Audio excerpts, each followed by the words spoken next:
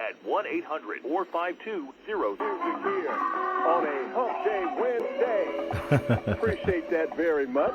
Speaking of music, we have a line with us right now, Mr. Dwayne Parham. You know him, you know the name. He's a spokesperson for an event that's coming up. I'm going to tell you about that, but he plays the saxophone. He's one of Detroit's most beloved jazz artists, recognized as an innovator and top performer in smooth jazz, R&B, and gospel music. Brother Dwayne Parham, how are you today? Wow, I'm real good, real good. I heard the clip on the beginning from one of my old songs back in 1982. Trying to tell you something. That means that you have longevity, and it means that the music you put out stays with us. All right.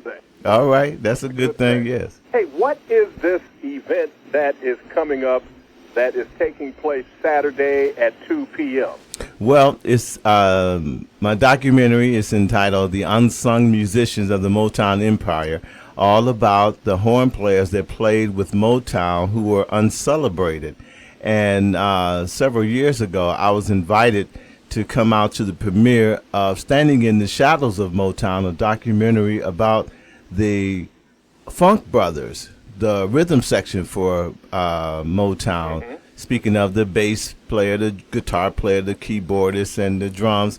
And when I saw the documentary, I just loved it. I sat there, I wept and I laughed. And then when it was over, it dawned on me that they didn't show any of the horn players such as Eli Fontaine, Bings Bowles, Marcus Belgrave, Teddy Harris, none of the horn players I know of, none of my mentors, none of my teachers. And then I just say, well, one day the Lord will have somebody do something about it, not knowing, 10, 15 years later, it'll be me and all that I've been going through and going through, not having a major corporation or anything like that behind me.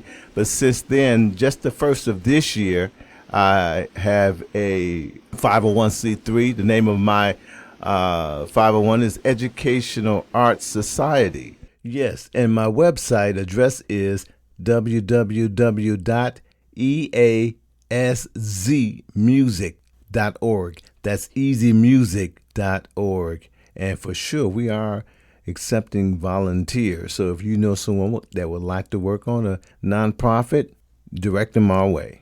And my plan is to build a school of performing arts in Detroit. So this is one aspect of it. Mm-hmm. Well, when you get to building that school of performing arts, we'll have you in the studio to talk about this. But I should tell people that the documentary, The Unsung Musicians of the Motown Empire, will be airing Saturday, July the 11th at 2 p.m. It's happening at the Main Branch Detroit Public Library, that 5201 Woodward. And it's free, but it is open to the public, and donations are accepted. Yeah, they are accepted, for sure. And but don't let that keep you away. And we're going to have a great time. It's historical, it's educational, it's spiritual. When I think of the Tuskegee Airmen, I also think of the unsung musicians. I mean, these musicians played on just as many hit records as the Beatles and Elvis combined. And this is our history, and we need to know about them. And did you know that the majority of the musicians went to Detroit public schools? God has put this in my heart to do what I'm doing, and I'm going to be obedient to his word. Yeah, now, you mentioned the late Marcus Belgrave and Eli Fontaine. And tell me a little bit about these horn players that helped to create that legendary Motown sound. Okay, it's just so many to mention.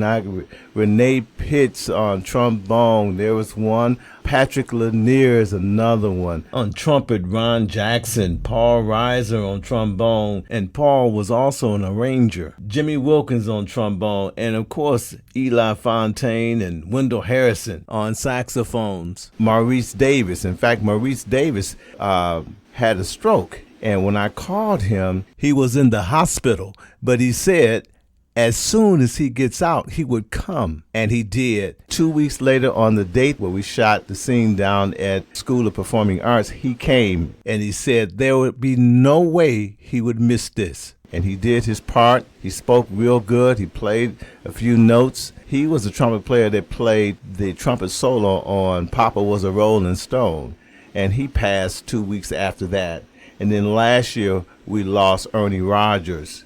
And this year, it was Marcus Belgraves. So you can see how a lot of the guys are no longer with us anymore. It just prompted me to release this. We leave from here, we go to Kalamazoo. We have other dates at other places, other cities, and we're going to get the word out about Motown and Funk Brothers too. How about that? That sounds good. You know, I noticed too in the piece about the Funk Brothers that the horn section had been left out, so I'm glad that you took up the mantle, Dwayne Parham, and decided to let us know about that history. How did these guys influence you? I heard you mention that several of them were your mentors.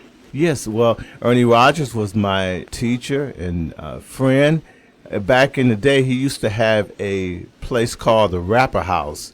It was downtown Detroit, right across from Hockeytown on the Service Drive, and all the musicians would hang out there. It was like a school. I was at the tender age of right around 18, about to graduate, and my mom, I had to be in the house at 11 o'clock all the time, but when she knew on Fridays or Saturdays, actually Friday mornings, she knew that I was downtown at the Rapper House. And we played about 5 or 6 tunes the whole night because there was so many different, maybe 10 saxophone players, 12 trumpet players, 6 piano players, 8 drummers. It was just a school, and we jammed all night. So we would get a chance to play a couple songs, and if you were not up on your game, Ernie would give you that hook and bring you off stage. But all the star players would come in and be amongst us. You know, it was just a great thing, and that was him. And then same thing with I can go on with different outlets that we had where we can learn from James Tatum, who was over at Murray Wright High School, would teach us and bring all the horn players. And later on with Marcus Belgrave and Wendell Harrison and Sam Sanders. It's just so much rich history. And how would you say that those Motown horn players influenced horn playing around the country and around the world? Because we know how influential the Funk Brothers were. I assume that the horn players influenced a lot of folks too. Oh my goodness, yes. You have to see the documentary and you will know. You will hear straight from the late, great Teddy Harris Jr.'s mouth. He was on tape. So was Kasuku Mafia on tape. It's just their family members gave me footage of them and to add in there. And they were talking about Motown then and about how different musicians from all over the country would make their sojourn through Detroit to learn how to play. And you just have to see the documentary. It's like nothing else. It is really phenomenal.